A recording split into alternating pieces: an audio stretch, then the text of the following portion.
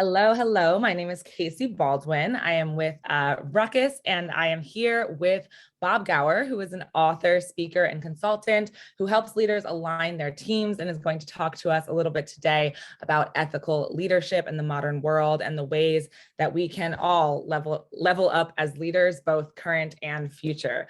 Hi, Bob. Hi, Kayci. Great to be here. How are you doing today? I'm doing well. A little hungry, but other than that, things are good. I love it.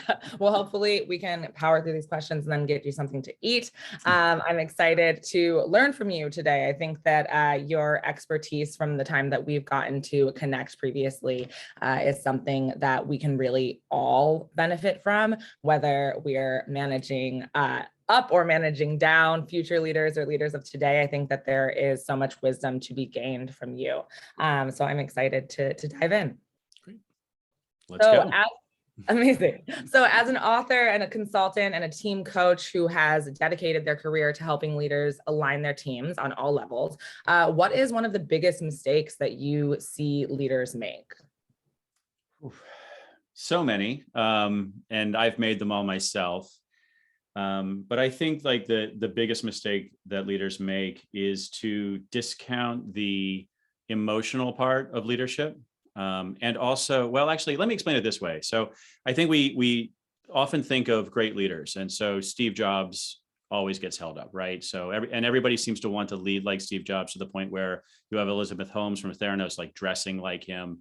But I can't tell you how many leaders I've worked with who sort of seem to idolize Jobs. But I think what they miss is they idolize the wrong parts of him. So they look at him as visionary, which he certainly was. They look at him as intelligent, as a great storyteller, as charismatic, and even as kind of a mercurial jerk, right? And I've watched people try to emulate kind of all of those parts of his personality and all of those parts of his leadership. But I think what they're missing, they're focusing on the noise and they're missing the signal. The signal is that what Jobs did when he came back to Apple and then started that meteoric rise, what he did was he trimmed down their product line to 4 things. He said, we're only going to build 4 things. We're going to build desktop and portable for business and for professional. And those are the 4 boxes we're going to fill, and we're going to get rid of everything else.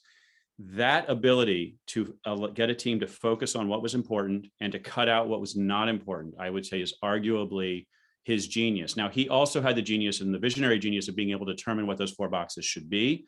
Some leaders don't have that, and they don't need to be. Where you are in the organization, it doesn't matter. What you do need to do is give your team really good instructions about where they're going to go and where they need to go, and then kind of get out of their way, frankly, right? Like, hey, this is where we're going. How are we going to get there? And then Jobs also really depended upon people like Johnny Ives and other people to see that vision all the way through. But what he did was he held the vision and he held what was important and he helped the team focus. And I think that's really his ability. And so I guess the biggest mistake, like, don't try to be a jerk like Steve Jobs and think you're a leader, right? That was how to put it. He was a good leader despite that personality, not because of that personality traits. I love that. That's brilliant. So many people really do think that it was about the turtlenecks somehow.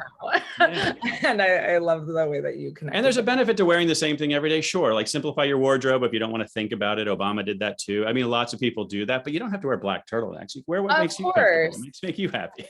And was that like 1% of the factor, like, or was that the major thing that impacted his success? Probably. I think it allowed him to focus. It was more of a personal productivity thing for him than anything, right? Exactly. And it became part of his signature sort of iconic status, but that's all after the fact. Like, he was a good leader for other reasons, and frankly, he was a bad person in many ways as well, right? Like, we can't discount that. And we're going to talk about ethical leadership in a moment too.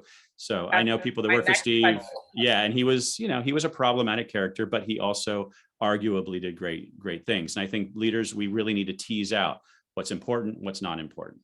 Yeah. And I think, the important part being simplifying the product offering of your business and allowing your team to focus on what really matters and not the turtlenecks or the being a jerk to your team members is definitely the most important thing. So that is brilliant. Tell the team what's important, then get out of their way. Tell the team what's important, get out of their way. Like, that's leadership, right? That's basically what we need. Yeah. I love it. So yes, as you mentioned, it has come up already naturally, but something that does come up in your work a lot is the concept of ethical leadership. And I'm hoping that you can talk to me a little bit about how you define that and what it looks like in 2022 as things have changed so rapidly for us all.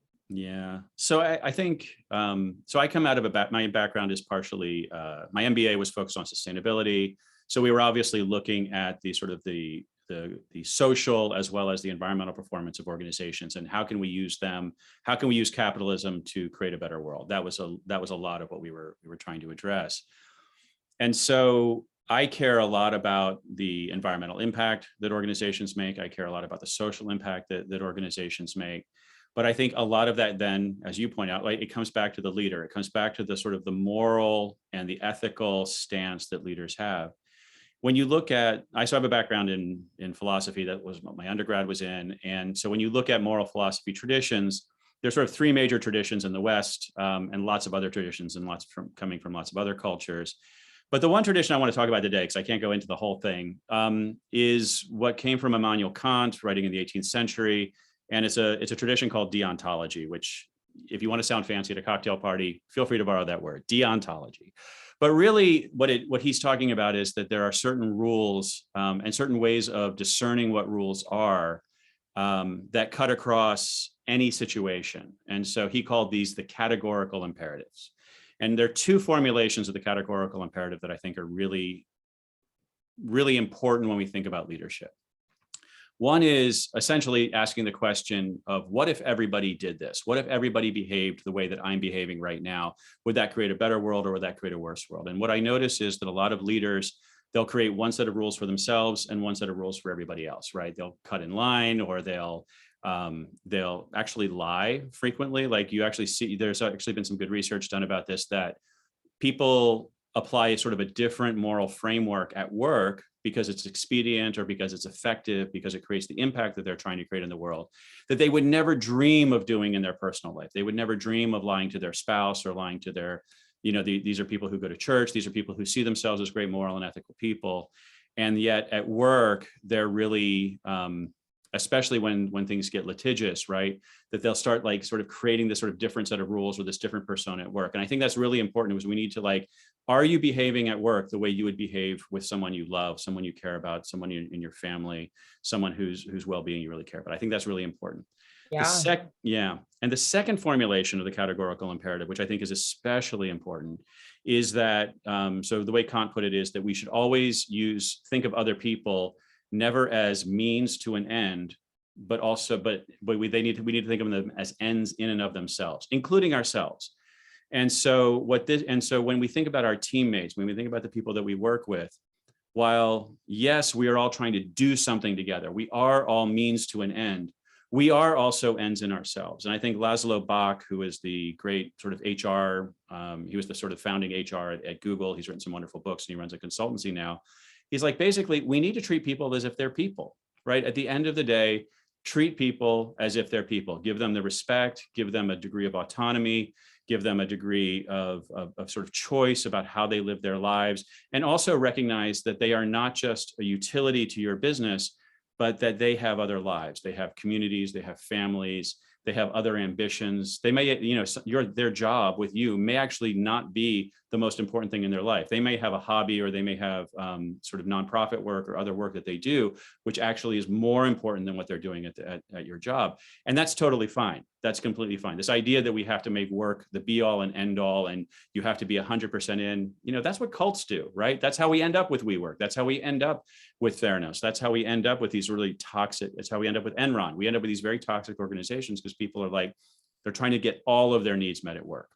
Yeah, I can imagine that there's a lot of leaders who hear those 2 points and think like, wow, holding myself accountable to the same rules as everybody else would be inconvenient and make my life a lot less fun. And the second, in terms of like thinking of people as an end in and of themselves. And I think I was hearing the way you were explaining that, and it's really just about, thinking of people as human and thinking that they matter not for their output, but because they exist. And like, hey, that sounds expensive. And so how often are those the responses that you get to that type of thinking? Yeah. Well, I think it doesn't, I understand the reaction like, oh, wow, that sounds expensive, but it actually doesn't really need to be. And I think there's been this conflation. There are a few phrases that really annoy me, let's just say, or they send up some red flags. And I should share like with you and your community, like I was actually a cult member for 2 years. This is not something I've written about it a little bit. It's not like part of my main brand, but I was part of what they call a high demand group, a group that sort of became every aspect of my life. There was a lot of gaslighting, a lot of manipulation involved. I don't want to get into the gory details. Yeah, I was born and raised in one, so we should definitely talk about that. Yeah, it's so much more common than we think, right? We think of it as a sort of edge case, but whenever I share this with people, all of a sudden I start hearing all sorts of stories. And this can even be like abusive relationships often have very cult-like characteristics. And so many of us have even been in just like one-on-one relationships. Yeah, the high demand reframe is really like allows it to be a lot more inclusive, because I think the word cult can feel so specific. Yeah. So what I like to, and so coming from a sort of sustainability and a background where we're trying to like use organizations as as forces for good in the world. Yeah. So you frequently run into phrases like purpose-driven organization, right? And I get what people are saying, but every cult is a purpose-driven organization, right? Yeah. And will bill itself as a purpose-driven organization and will utilize they actually go after people who are idealistic, often people who are actually trying to make the world a better place, people who are empathic and caring and kind and slow to judge. Those are the marks for these sort of high demand or cultic organizations. Yeah. And then the other piece is we're like a family here, right?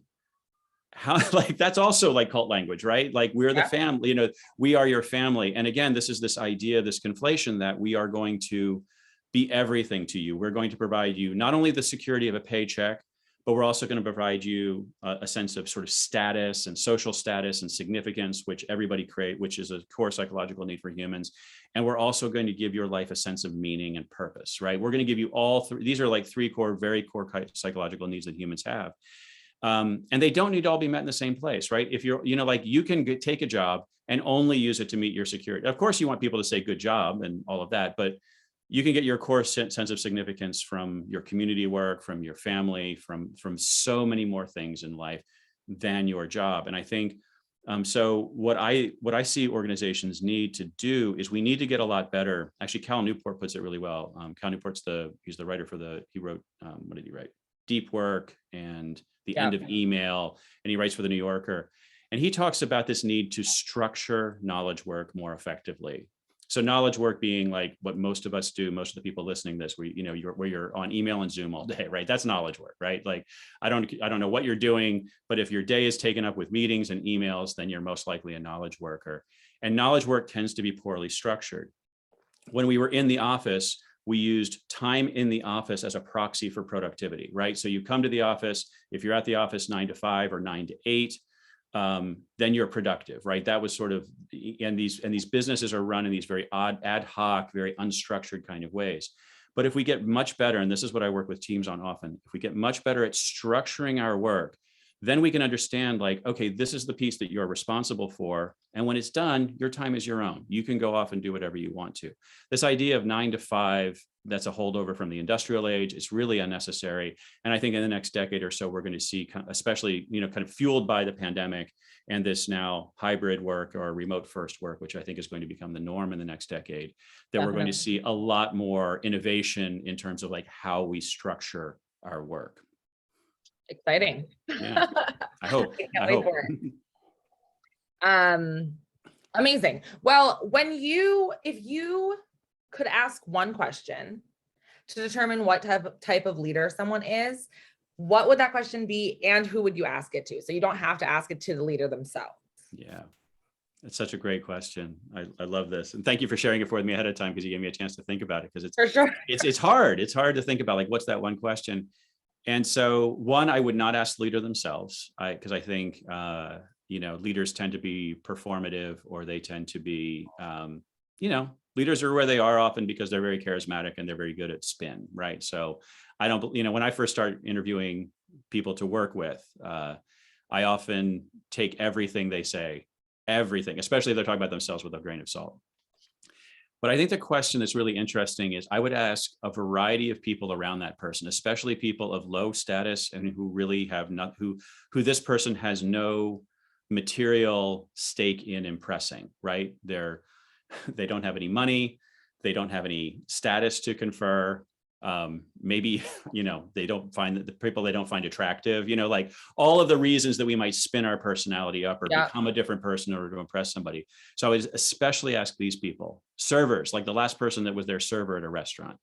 And I would be curious, like, how did you feel in this person's presence? And I'm kind of going back to I think it was Maya Angelou said, right? People don't remember I don't remember what the first part of the phrase was, what you tell them, but they remember how you made them feel, Yeah. right?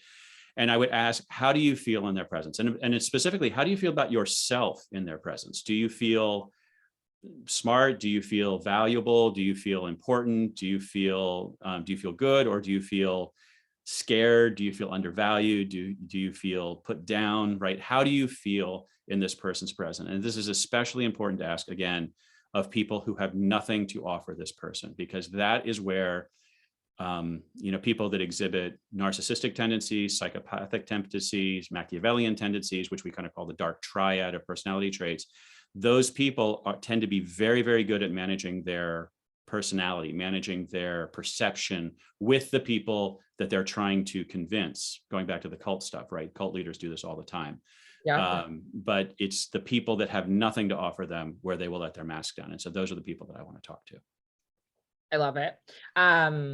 I also think it makes me think about some of the best bosses that I've had, or all of the best bosses that I've had, and what they have in common, which I think is really an ability to see the people around them and to recognize their strengths and then create space for those strengths to come to the surface. And you can't begin to do number 2 and number 3 there if you don't first see people for who they really are.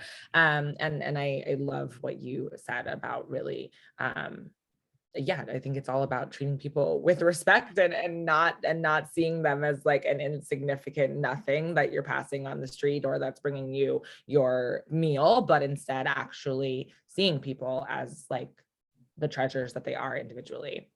Yeah, it's really at the end of the day about caring about people. Like, we're going back to the ethical piece of treating people as ends in and of themselves, right?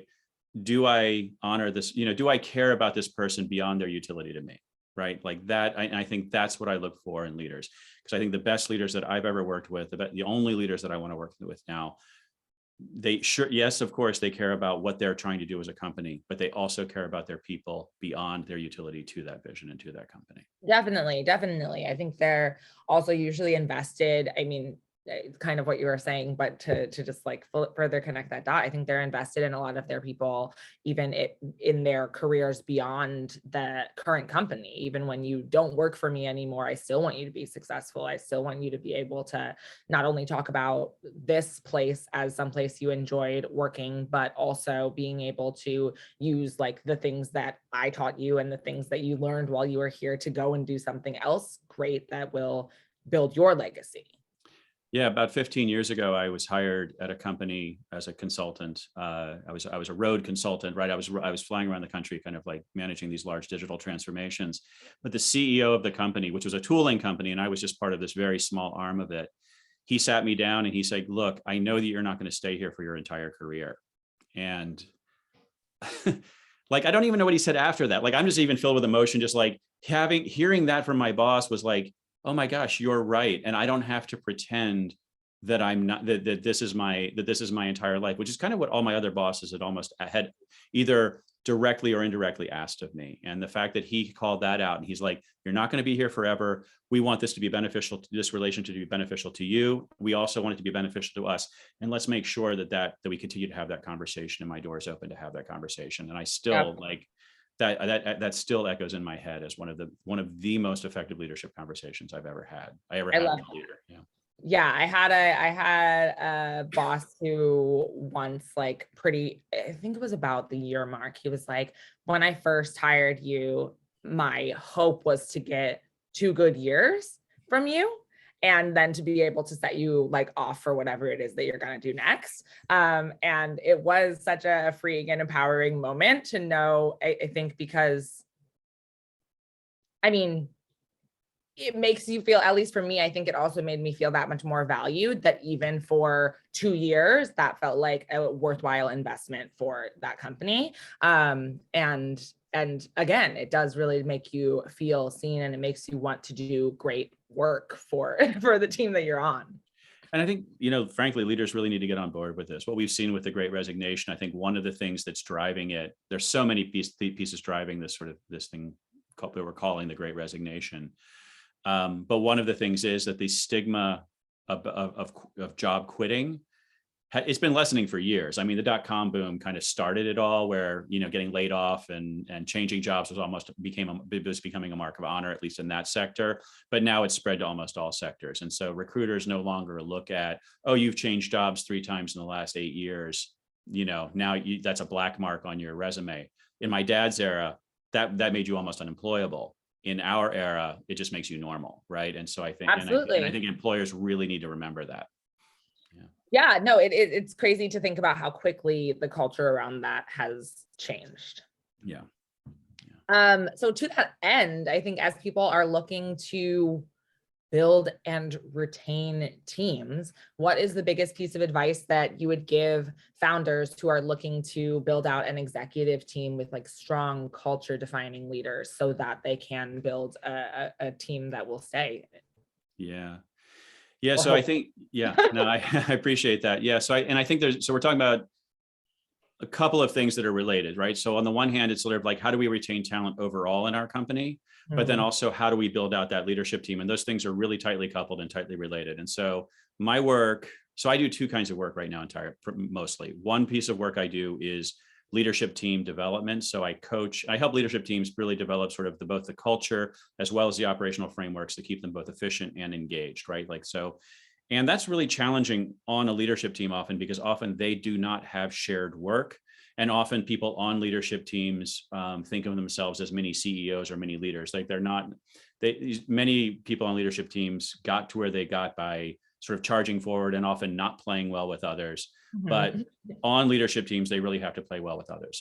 So I think if you're not a good team leader and not a good team member, you have no business being on a C-suite right now, which is very different from 10 years ago. 10 years ago, I think you could get away with having people who were like mini dictators, and who, like they were rainmakers in their own domain.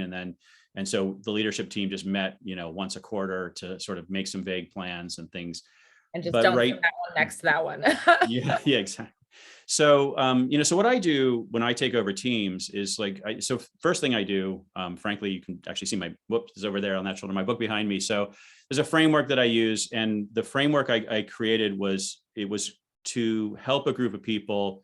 I think of it as sort of an emotional or an operational prenuptial agreement. And the idea behind a prenuptial is when you love each other, agree what you're going to do when you don't love each other anymore, right? Like let's use the goodwill we have now to agree how to talk about what we're going to do when we hit tough patches. And so often when teams first come together, you have a lot of optimism and you have a lot of excitement, especially when new people come on. They take jobs because they're enthused. So at that moment, I want to understand 4 different things. I want to understand, 1, why are you here? Where does this role fit into your career trajectory, right? Are you here mainly because you're getting equity in the money? Are you here because you really are interested in building skills in a new, like you're maybe changing, what kind of market vertical you're in, and you want to like you've been doing this, but now AI is the hot new thing. And so you're joining an AI startup or an AI company and you want to be in this new place. Are you doing it because it happens to be close to your home? Are you doing it because it allows remote work and you don't want to, and you want to live somewhere else, right? Like everybody kind of comes to jobs with different things. So at first is your intentions. Why are you here? The second thing I'm curious about is what concerns you about being part of this team. And I often use a platform in remote meetings. It's called Easy Retro, and it's all anonymous by default. So I can actually ask the whole team the question all at once. Like, what concerns you about being part of this team? And it could be everything from our market cap, our relationship of, debt to equity ratio. It could be, hey, we have this gap, we have a skills gap on our leadership team. It could be that I'm sensing tension between these two aspects of the department, these two departments right now, and I'm concerned about that. So like giving people, humans, we have a very strong negativity bias. Our brains just naturally go to what's wrong. So I also want to get all that stuff out. Like, let's get it all out. Let's get it all where we can look at it. And then the next question I ask is around boundaries, or the way I generally phrase it at work is, what do you need and what does this team need in order to do the best work possible? And that could be money and resources. It could be sleep. It could be childcare, right? It could be, again, the idea of like, what do you need in your life and in your world, and tools and information and everything in order to do the best work possible? And what does this team need in order to do the best work possible? And then what we begin to get is, okay, these are the design criteria through which I'm going to begin to design the operational framework for the team. And also I'm going to begin to understand maybe some of where the cultural tensions might be coming in. And like, if I have to do mediation between two different departments or something like that, we can begin to sort of tease those out.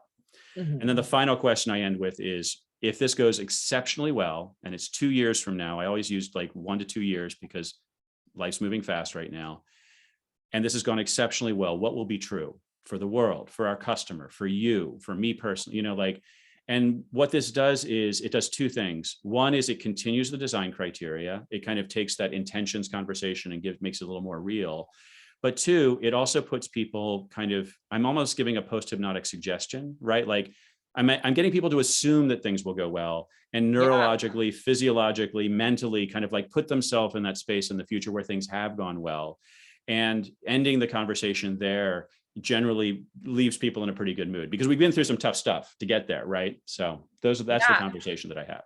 It's like, that feels like a little manifestation hack. I feel I've heard someone, I forget where I heard it. It might have been a TikTok for all I know, but I heard someone challenge people to just like, whenever, constantly throughout their day, to just like ask themselves or ask the universe or ask God, like, show me how it gets better. And how that kind of phrasing of like can hack that negativity focused part of our brain, where instead of looking for what's wrong with the situation, we look for what's right with the situation, and how that can shift everything. But I love I think that's such a powerful question in terms of looking 2 years ahead, best case scenario, what is the impact? Where have things landed? What does your life look like? I think that's a beautiful challenge for everyone to think about. And then what your point about just everyone having both different needs to be productive and efficient and happy, and then also having different motivations for being even on the same team, in the same space, in the same department, right? We all show up with very different experiences and very different requirements to show up as our best selves. And so I love the framework that you just broke down for us.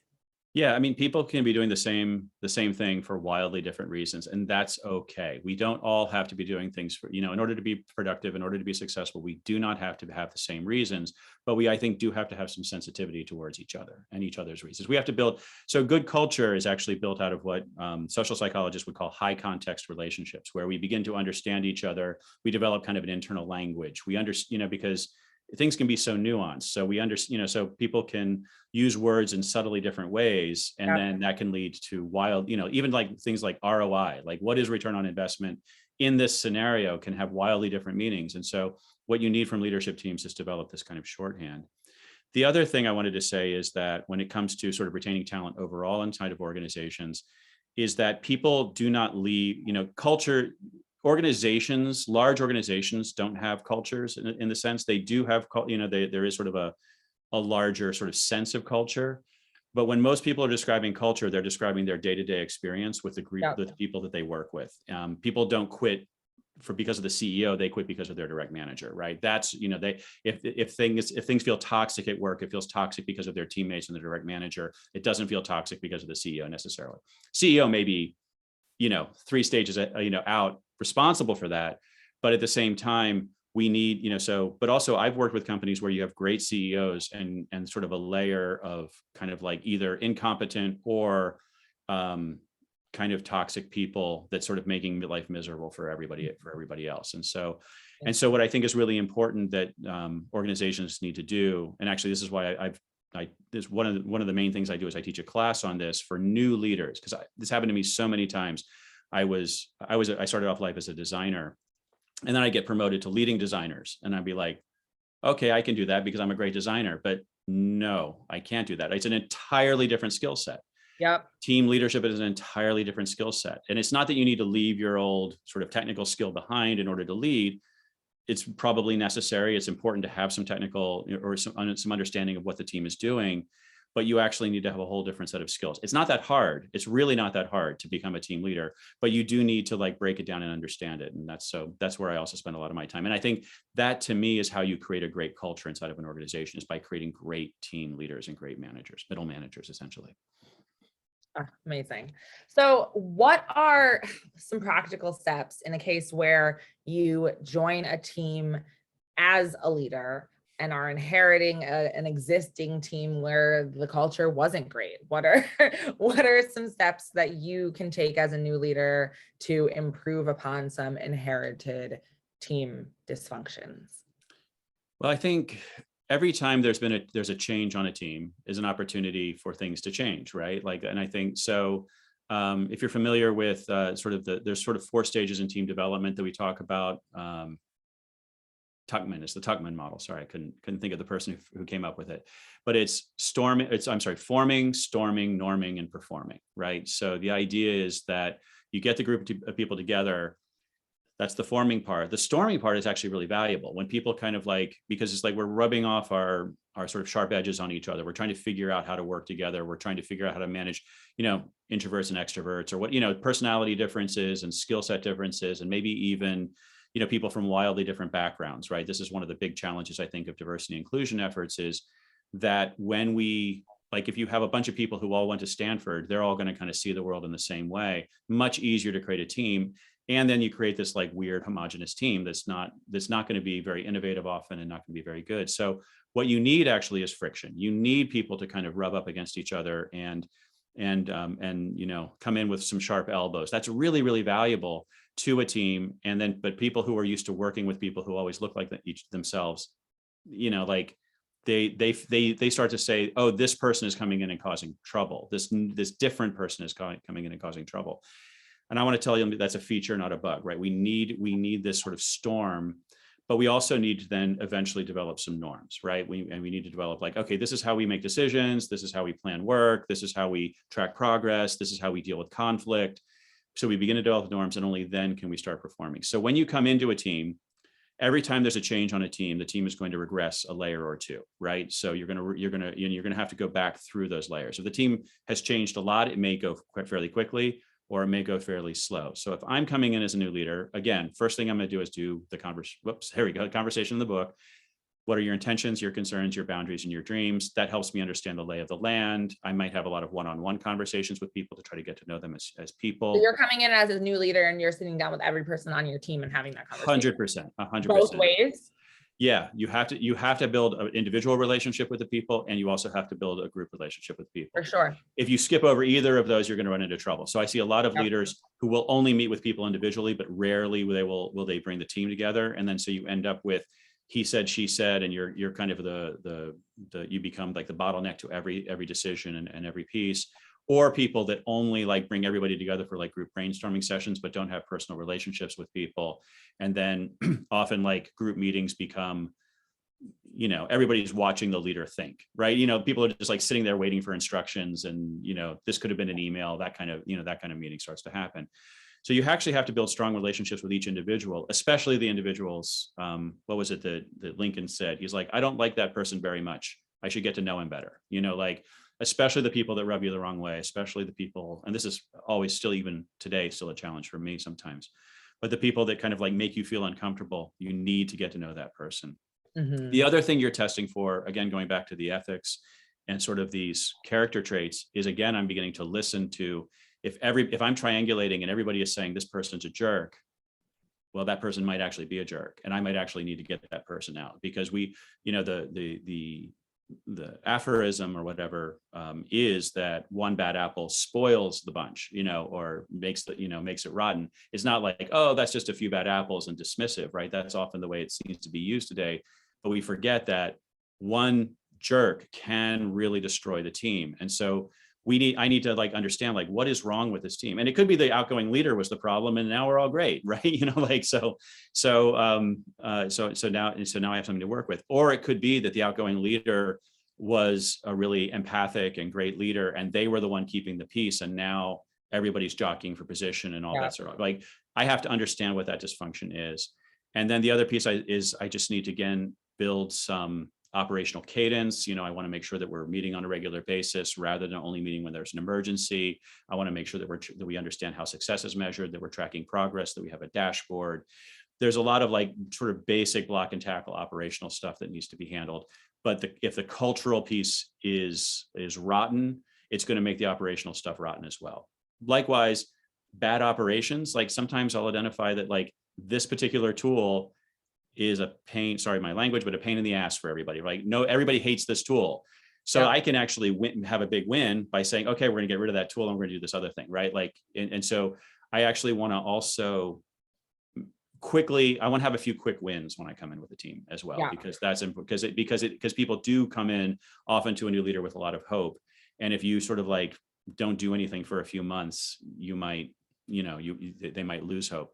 But also, frankly, we have to be careful of doing too much before we have context. So like there's a lot of give and take there.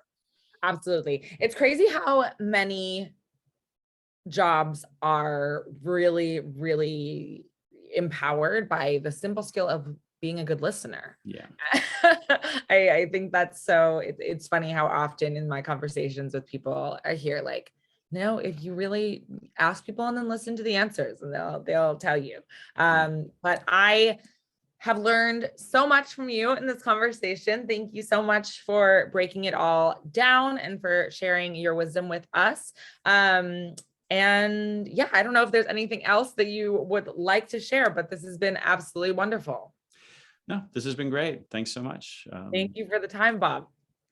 It's been a pleasure. All right, I'm going to stop recording.